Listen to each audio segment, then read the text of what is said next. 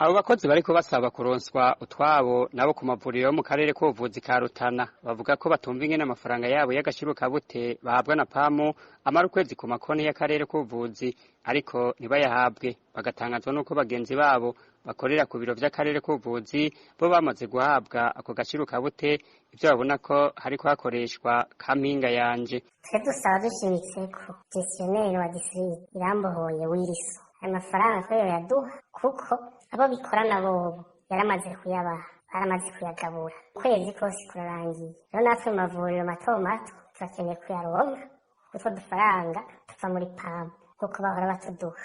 Rero igituma dusaba dutakamba ubu mu bukene abanyeshuri bariko baraja ku mashure yaraje tuyakeneye.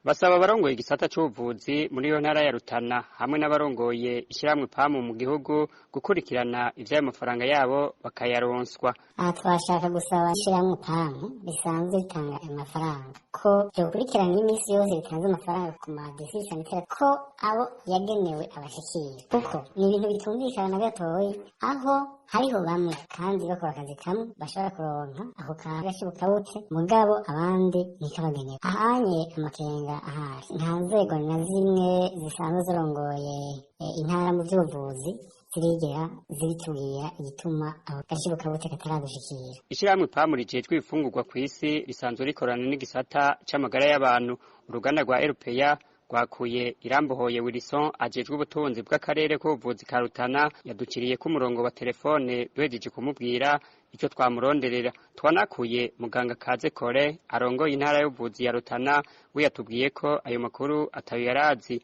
atwemerera ko agiye kubitohoza.